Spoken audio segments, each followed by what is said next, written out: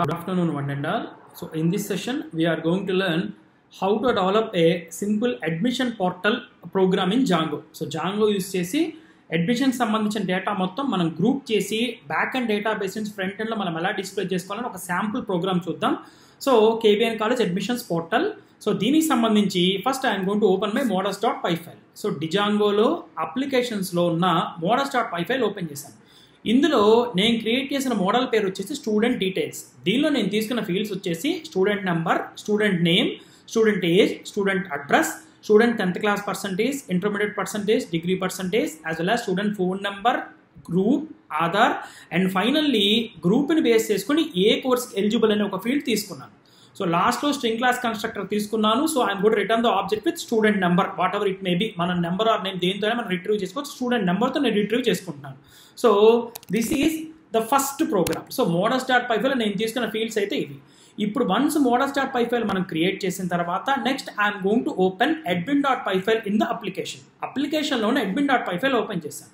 ఇందులో ఏదైతే నేను మోడల్ క్రియేట్ చేశాను ఆ మోడల్ నేను ఇక్కడ డిప్లాయ్ చేసుకున్నాను, ఇంపోర్ట్ చేసుకున్నాను.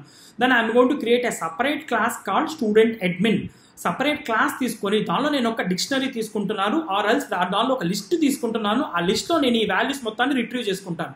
ఏవైతే ఫీల్డ్స్ నేను మోడల్స్లో నేను డిఫైన్ చేశాను దాన్ని ఒక లిస్ట్ కింద తీసుకుంటున్నాను. So serial number, that is student number, student name, age, address, 10th class percentage, intermediate percentage, degree percentage, phone number, group, Aadhaar card and eligibility. Finally eligibility. So finally నేను ఆ once list close చేసిన తర్వాత I'm going to register it with super user. So that super యూజర్లో ఆ details మొత్తం మనకు కనిపించాలి. And as well as SQL3 database నుంచి నేను రిట్రీవ్ చేయాలి అంటే నాకు అడ్మినిస్ట్రేటర్ లాగిన్ కావాలి కాబట్టి అడ్మినిస్ట్రేటర్లో నేను రిజిస్టర్ చేశాను. So admin.site.register of my class name as well as my model name రెండింటిని నేను రిజిస్టర్ చేశాను.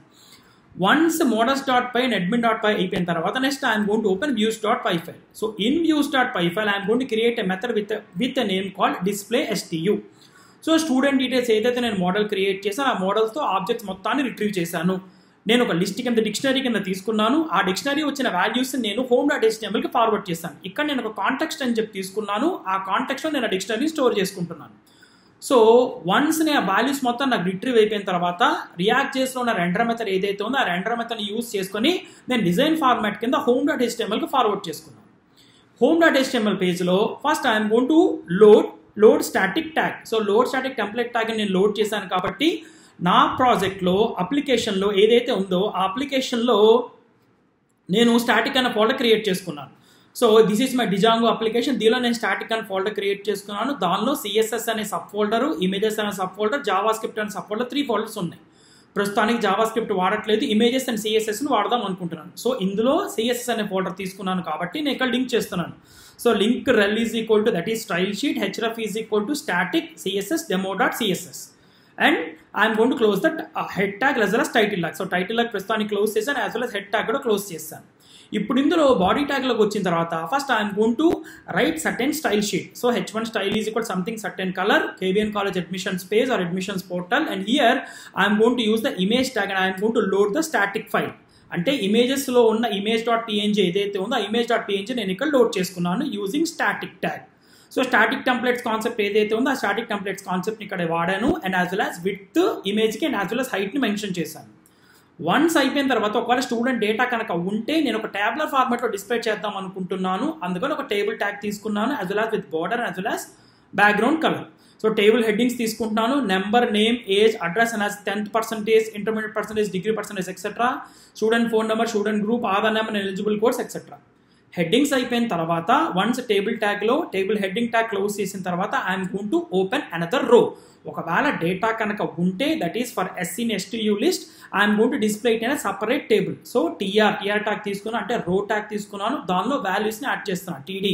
So s.snmo, s.sname, s.sh, s.address, 10th percentage, intermediate percentage, so on finally and eligibility course. Finally రో ట్యాగ్ని close చేసాం. ఇలా మనం ఎన్ని rose కొంటే అన్ని రోస్ మనం ఇన్సర్ట్ చేసుకోవచ్చు. ఫర్ లూప్ని ఎండ్ చేశాను, టేబుల్ ట్యాగ్ని ఎండ్ చేశాను అండ్ ఎల్స్ బ్లాక్ ఎండ్ చేశాను and finally if at all ఒకవేళ డేటా కనుక లేకపోతే no data please enter the data అనేది మనకు ఒక మెసేజ్ లాగా రావాలి. Finally centre tag and body ట్యాగ్ని క్లోజ్ చేశాను.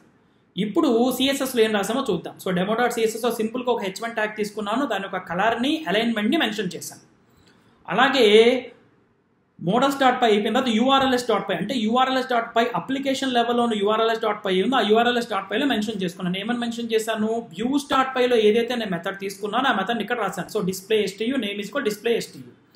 ప్రాజెక్ట్కి సంబంధించిన urls.pyలో ఏ విధమైన మోడిఫికేషన్ చేయలేదు. సో ప్రాజెక్ట్ సంబంధించిన urls.py ఇది, ఇందులో ఏ విధమైన మోడిఫికేషన్ చేయలేదు.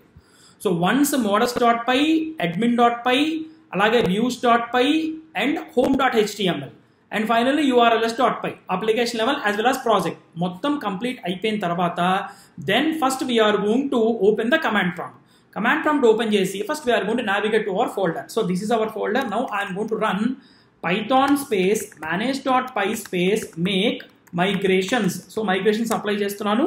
సో సక్సెస్ఫుల్గా మైగ్రేషన్స్ అప్లై అయినాయి. Now python space manage.py space migrate.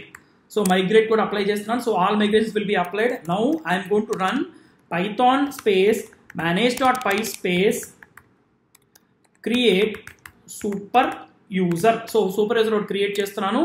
So let me make my super user name as college@gmail.com. I'm going to forward the password also.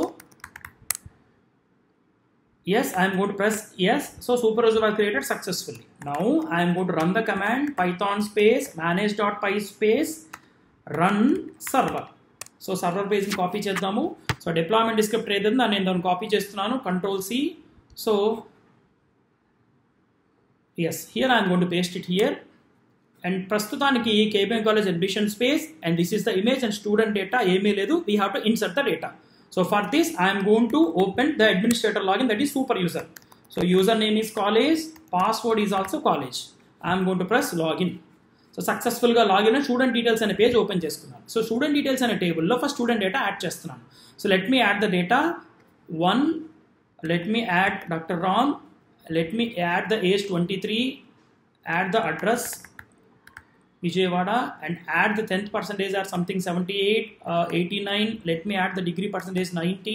Let me add the phone number and let me add my Aadhaar number. Let me add the group also. So let me say it as BCA. Add the Aadhaar number, so on. And eligible course is MCA. Now I am going to save and add another. So another student details is number 2. Let me add the name as Dr. Pavan. Let me add the age of 30, address as Hyderabad, and let me add the 10th percentage as let me add the 10th 67, 78, let me add it as 90, let me add some dummy phone number, and let me add the group name as MPC, and let me add the Aadhaar number, and finally let me add the group as MBA. Save and another. Now I am going to add the third data. Let me add the student name as Praveen. Let me add the age as 20, add the address as Bengaluru, and let me add the 10th percentage of 88, intermediate also 88, and degree as 67. Let me add the phone number, some dummy phone number, and let me add the group as MPCS, add the Aadhaar number also, and eligible course is MSc Chemistry. Now I am going to save it finally. Now I am going to select an option called visit site. Once visit site మనం select చేసినప్పుడు ఏదైతే data మనం pass చేసాం ఆ data మొత్తం మనకి ఇక్కడ display అవుతుంది. ఈ విధంగా ఒక కాలేజ్ అడ్మిషన్ పోర్టల్ని జాంగో యూస్ చేసి మనం క్రియేట్ చేయొచ్చు. Thank you.